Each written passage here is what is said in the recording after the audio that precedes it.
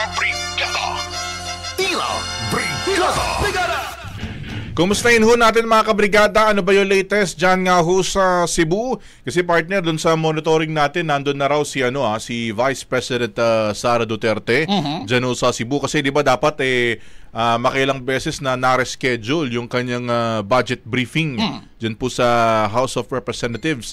Nandun daw ho ngayon mga kabrigada si Vice President Sara Duterte, at kung di tayo nagkakamali, baka ngayong araw na rin o baka sa mga susunod na araw, bibisita naman ho si Pangulong Bongbong Marcos dyan ho sa Cebu, mga kabrigada. Alamin ho natin ang update mula ho dyan sa Brigada News FM Cebu 90.7. May report si Brigada Sheila Altobar. I-brigada mo! Brigada! Live report! Brigada Gab at Brigada Abner, pasado alas 10 kagabi, natala ang ika-72 na namatay dahil sa lindol. Ang dalawang nasawi ay ang mag-inang 35 years old at 4 years old na anak na lalaki nito na nadaganan ng bumagsak na pension house na pinagtatrabahuan ng ina sa Barangay Gairan, Bugo City. Kagabi din natala ang pinakamalakas na 5.0 magnitude na aftershock sa Bugo City.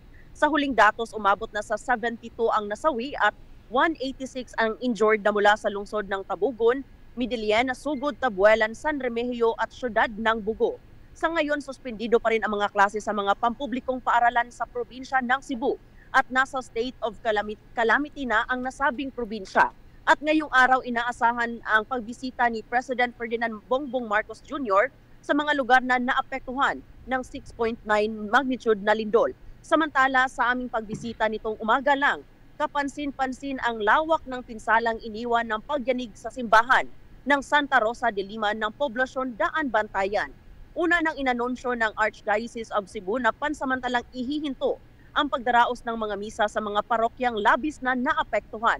Nanawagan din ang mga parokya sa mga bumibisita na huwag galawin ang mga nahulog na bato o coral stone dahil gagamitin pa ang mga ito sa restoration o reinforcement efforts upang mapanatili at ma-preserba ang fasad ng simbahan. Brigada Sheila, sabi mo kanina, kagabi yung pinakamalakas na naramdaman ninyo na aftershock, tama no? Yes, Brigada Gab. So sa mga oras na ito, bawa ngayong araw, simula kanina madaling araw, meron pa rin ba kayo nararamdaman ng mga malalakas na aftershocks?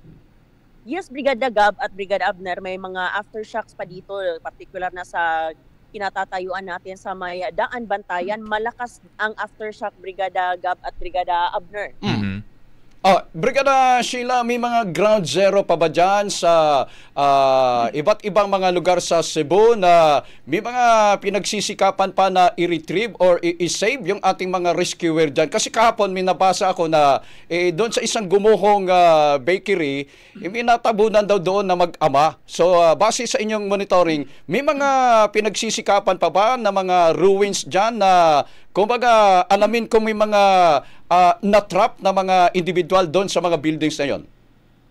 Kagabi, Brigada Abner, huling impormasyon na nakuha natin, yung mag-ina na lang ang pinagsisikapan na kunin ng mga rescuers natin, at yun nga, nakuha nila yung mag-inang 35 years old at 4 years old, at sa ngayon wala tayong nakong impormasyon na may gagawin pa rin search and retrieval operation. So in short, kumbaga ba, parang wala na bang missing? Oo, wala nang missing. Wala nang missing sa ngayon, Brigada Gab at Brigada Abner. Okay. At dito naman sa sitwasyon sa Daan Bantayan, medyo okay na ang sitwasyon. Dito na lang sa simbahan, sa may simbahan dito, na grabe ang pinsala ng simbahan dito sa Daan Bantayan, Brigada Abner at Brigada Gab. Yung Daan Bantayan, Brigada Sheila, anong city yan? Di ba may Bantayan Island at Daan Bantayan? Karatig na lungsod lang ng Bugo City, Brigada Abner. Yung biyahe aabot sa almost 1 hour. Kung galing ka sa Bugo City. Okay. Yung na-highlight kasi, Brigada Sheila, sa mga report, yung sitwasyon dyan sa Bugo City. Pero doon sa tala ng NDRRMC, ang dami din na nasawi dyan sa area ng San Remigio. Ano pang sitwasyon sa San Remigio? Sa San Remigio, Brigada Gab at Brigada Abner, nasa 22 na mga buhay ang nasawi. Kabilang na yung apat na mga uniform personnel na nasawi during sa lindol. Tapos may bata din ang nasawi, samantala sa Midilian, Cebu may Go ahead. Brigada Sheila. 10 buhay ang nasawi. Samantala sa Bugo City may pinakamarami, Brigada Abner at Brigada Gab, nasa 30 buhay ang nasawi. So yung sitwasyon dyan sa San Remigio at sitwasyon sa Bugo, halos magkapareho, walang kuryente sa mga oras na ito, Brigada Sheila? Walang kuryente sa mga lugar na Bugo at sa Bugo City at San Remigio, Brigada Abner. Okay. Sa mga... May kakulangan din na sa tubig dito sa Bugo City. So kulang sa tubig, walang kuryente.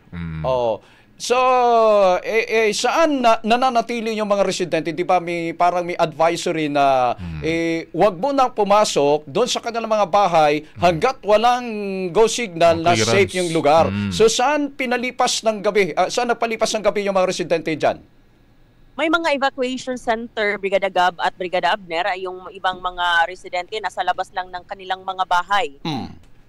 So ngayon may numbers ba tayo kung ilan pa rin yung mga nananatili sa evacuation centers?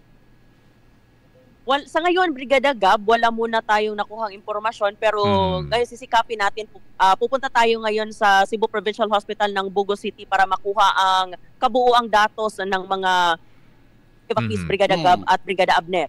Nabanggit mo yung Cebu Provincial Hospital. Nasa Bugo City yan, Brigada Sheila. Kumusta ang sitwasyon dyan sa Provincial Hospital? Yung mga pasyente nasa labas pa rin ng hospital, Brigada Abner, hindi pa pinapapasok kasi medyo delikado sa loob ng nasabing hospital. Okay, wala bang kumbaga ba target na deadline yung mga DPWH, mga engineers para sa assessment dun sa ospital? Kasi syempre mas mabibigay yung proper na healthcare kapag sila nasa loob ng building. Sa ngayon, Brigada Gab, wala pa, pero yun nga yung nagpapasalamat yung mga tao dito sa Bugo City kasi yung mga student nurse umabot dito sa Bugo City na galing pa sa Cebu City, nag-volunteer dito. So, anong status ng mga pasyente natin dyan? Hindi ba na-overwhelm yung mga doktor, yung pinaka-healthcare system natin dyan ngayon sa Cebu? So far, ang status dito, okay lang naman, Brigada Gab. Yun nga lang, walang kuryente. May kakulangan na sa tubig. Okay. Brigada Sheila, final question for my end.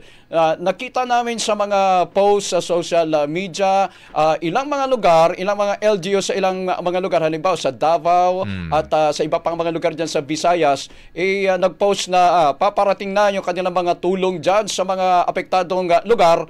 Minamataan na po ba kayo dyan na mga nakarating na mga tulong, mga truck galing sa iba't ibang mga local government units? Yan ang aabangan natin, Brigada Abner, ngayon.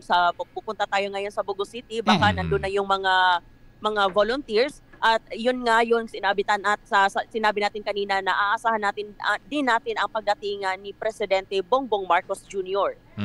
Okay. Sige, maraming salamat, Sheila. Ingat kayo dyan at makiki-update ulit kami sa iyo maya-maya. Maraming salamat. Ingat kayo. Okay, Brigada Gab at Brigada Abner mula dito sa Daan Bantayan, Cebu, in the heart of changing lives. Ako si Brigada Sheila Altobar sa 90.7 Brigada News of FM Cebu, the Music and News Authority.